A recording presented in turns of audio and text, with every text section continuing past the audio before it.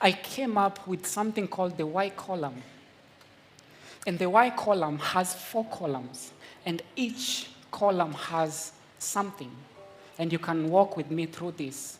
And so if we may take Peter, for example, you find for Peter, he was at a place where the first column, what do people think about you? What do people think about you?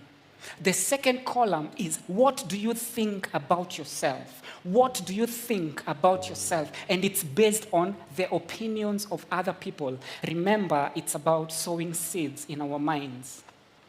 And then the third column, what do you think God thinks about you? What do you think God thinks about you? And high possibility is a misconstrued or a skewed thing about God.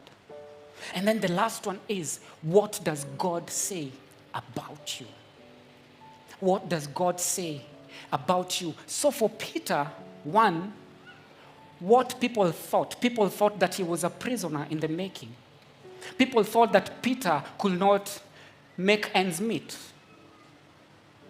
What he thought to himself is, I am a failure in life. That's why he was washing the nets. He thought, I am a failure in life. I am a failure in my marriage. I am a failure in this institution. I am a failure as a man. I am a failure as a woman. And then the third one, what do you think God thinks about you?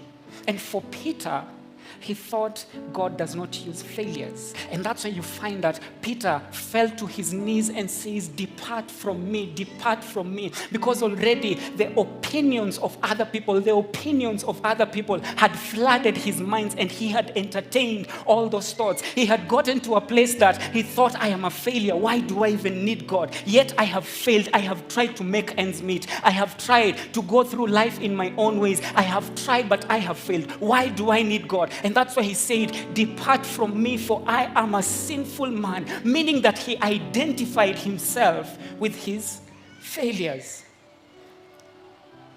And I am here to speak to each and every one of us. Are you here? And maybe life has been speaking to you. Maybe it's your upbringing. I don't know which thing. Maybe it's how you failed. Maybe you're thinking that you failed as a woman. You failed as a mother. Maybe if you're dating, or maybe you have experienced heartbreaks. I want to speak to you this morning.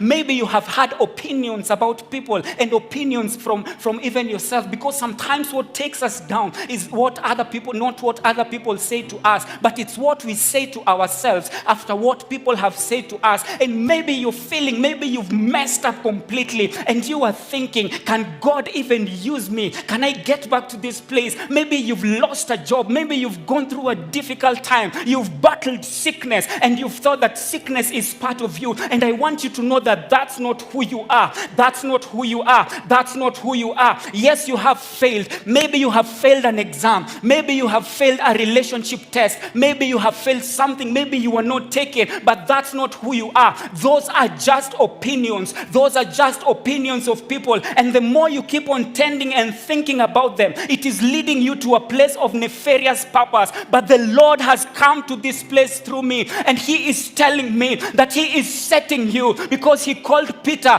today you are going to do great things. Today you are going to fish for men. Today you are entering into a journey of purpose. Today you are going to fish for men. And I am telling you, now that you want to try this time with Jesus, know that you are not a failure. Know that you are going to do great things. Know that you are going to rise above the challenges of life. And I want you to say that I am great, that God has called me into greatness. Yes, I may have failed as a mother. I may have failed as a friend. I may have failed as a colleague. But Jesus is speaking greatness to me, because that's who I am. And identity is about becoming who God has called me to be. And I have to do some things to get to that place that he is calling me. Give Jesus a clap of praise. Give Jesus a clap of praise. Turn to the person next to you and tell them, I'm becoming who God has called me to be.